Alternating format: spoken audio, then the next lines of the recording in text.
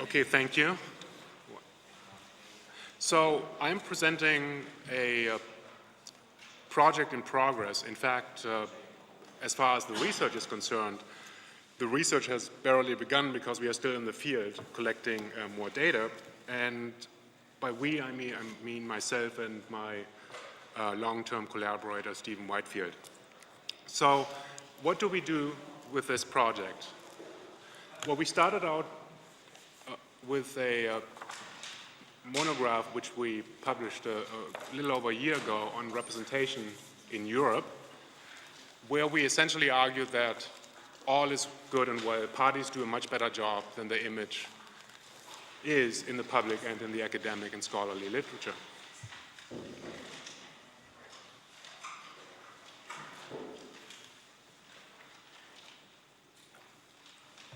And to that purpose and to that end, we had collected information about the party stances in exactly 27 European democracies, that is most EU countries plus Moldova, Russia, and the Ukraine, in 2008. And once we were done and concluded that all is well, the economic crisis hit Europe. And our impetus and intuition was, after we were done with the first project, is now's the time to ask the question, did the economic crisis affect the process of representation in Europe several years after it started? And so we want to do three things in this paper, and this is really the very first cut, as you will see very soon. The first one is very simply to ask the question, have European parties and West European parties changed their position on European integration? So that's question 1 and 2. And then number 3 is to begin the more analytical and heavy lifting and ask the question, well, if there is change, what explains the change? And if there's no change, then what explains the fact that parties apparently do not respond to the enormous economic and political upheavals in Europe? And so what I will do here is just provide some tentative food for thought, which is sort of a brush-clearing exercise in the sense that we look at a number of party-level factors that might possibly explain how parties responded to the economic crisis since 2008. Now, the first thing I want to talk about, just for 2 minutes, because that's the first thing that came to mind when I started to think about the paper, is to ask, well, what is European integration all about? Something that was strangely amiss this morning, where there was always talk about a crisis, but no talk about how it might affect the European project in and of itself. And I think about European integration as a moving target. It had a certain character in the 1970s, described by the permissive consensus when market integration was the primary objective, the dismantling of economic boundaries across countries. Then during the late 1980s or mid-1980s up to early 1990s, political integration came to the foreground, and that led to a growing number of fairly contentious issues, which Gary Marx and Lisbeth Huggie recently described as the strained descent in Europe. And nowadays, what I see, at least from the distance in the United States, I live and work in the United States, even this strained descent doesn't seem to properly capture the atmospherics among European nations. In fact, sometimes we can observe open hostility among various countries. And so as the target itself changes, the stances of parties may change about European integration, in addition to responding to the various economic pressures, and the correlates of party stances may change. So the descriptive part consists of simply asking, how did the main domestic players respond to this new context? And we looked at 3 aspects, that is, how do parties describe, or what position do they adopt on political integration, on market integration, and to make a step away from principles to the more operating procedures and performance of the EU. For this particular paper, we also examine how satisfied parties are with the way that the EU works. So that's the simple part. Now then, the theoretical part is, at least to our mind, it was a bit more difficult. On the one hand, we started out with the presumption, yeah, they really should change. We know that public opinion changes. The more detailed studies that I've seen that go beyond typical Eurobarometer surveys, in particular the Pew surveys, they show a dramatic decrease in all sorts of positive evaluations and an increase in negative evaluations. There's an increase in hostility across countries. Prejudices arise about national attributes. Stereotypes about the Greeks come to the fore in Germany. Stereotypes about the Germans come to the fore in Greece, and so forth. And so the initial intuition was to start out with an argument, yes, there will be change. So what might this change look like? Well, for the left and for the right, the reasons for change may be somewhat different. So what we call the left shock model is simply a shorthand for saying that distributional issues become more important domestically, certainly in southern European countries, given the enormous economic problems, and even for countries that are doing quite well economically, the northwestern European context, they too may have to deal and to wrestle with the fact that nation states have to secure the enormous amount of resources that are committed for transnational rescues. So on the left, one might very well ask the question, has the left responded to these enormous economic problems? And in fact, Mark Franklin is responsible for us asking this question because he was good enough to invite me to a talk about the German election in Cambridge just a few months ago, and he gave me an assignment. He said, talk about why the Social Democrats don't make more of the European question in the German election campaign. And so that started it all out, and we found in Germany, don't worry, not another Germany talk, we found very little change in Germany, and so, but at the same time, that was just one country, and there's evidence that other countries have changed. So the basic argument is, the basic intuition of the left shock model is, the Social Democrats, the moderate leftists, not the extremes, I talk about them in a moment, the moderate leftists become more critical about integration because the distributional issues heat up and lead to both the lowering of EU support and at the same time a stronger connection between their stances on domestic issues and their stances on European integration. So that's just a theoretical mechanism. Now the right shock model takes off with the intuition that they can be fairly satisfied, as many have shown, the moderate right is reasonably satisfied with market integration, but they have other things to worry about as European integration advances, particularly under the given circumstances. They worry about the loss of national autonomy, they worry about the loss of national sovereignty, they worry about the growth of migration, in large part because that's what their voters typically are concerned with. So the right shock model would suggest that given the way that integration proceeds with the redistributional issues and the loss of national sovereignty, the center-right becomes less supportive of European integration, and moreover, that the connection between their position on, say, migration, national autonomy, civil liberties, to their integration stances becomes stronger.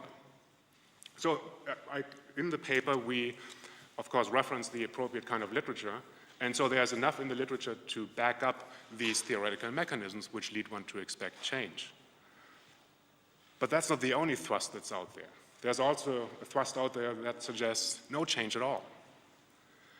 One is simply the argument, it doesn't really matter what positions parties take. If they become more critical, they are not the ones who are going to benefit from a more critical stance. Because as we have heard extensively this morning, and rightly so I believe, there are challenges on the left, there are challenges on the extreme right, whether we call it neo-populism or democratic challenges, it doesn't matter for the purpose of our argument. The fundamental mechanism is that if a social democratic party, a mainstream party, or if a mainstream center-right party actually does become very critical about European integration, they may not be the ones who actually benefit from it electorally.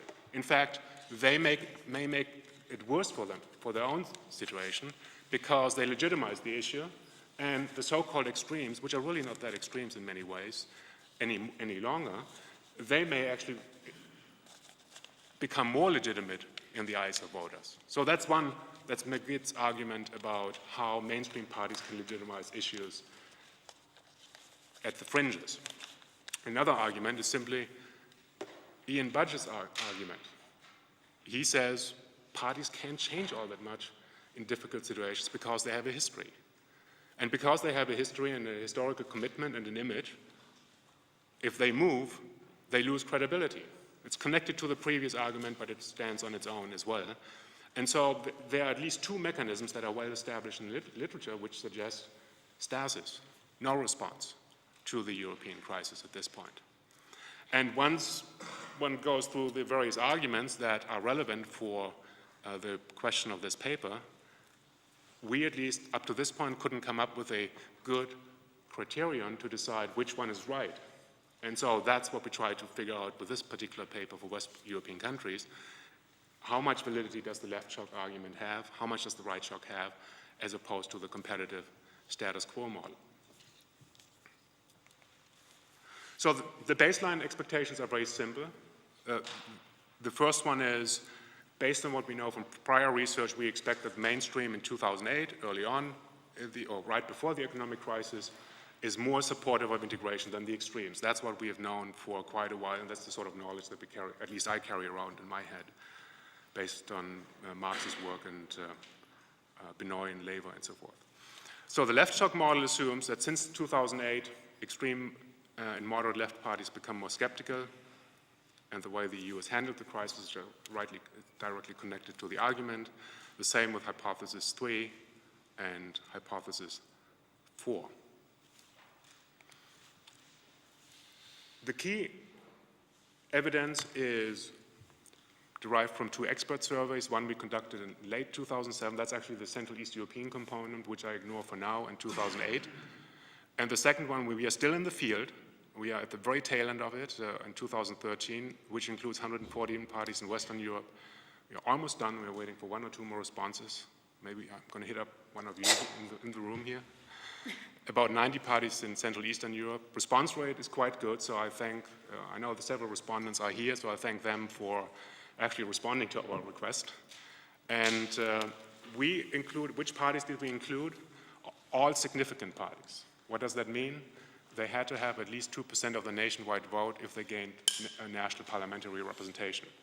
We piloted the study with a single country expert, and in the end, we felt comfortable that we struck the right balance between including all parties and at the same time still keeping the questionnaire manageable, which was very long to begin with.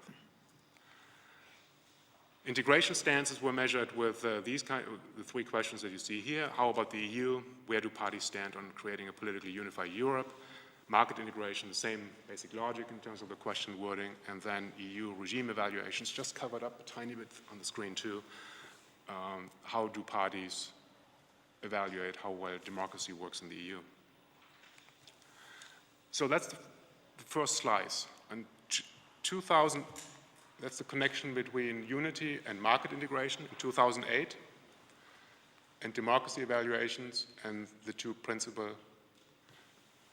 smart setting. I need smartness. Oh, Mark is that. That's smart. I'm trying to move that damn window out of the way, but it isn't going. Now I do get an extra 5 minutes now. Okay. And the correlation in... So visually, not a whole lot of change. The same is true if you look at the correlation coefficients. There is some drop over time.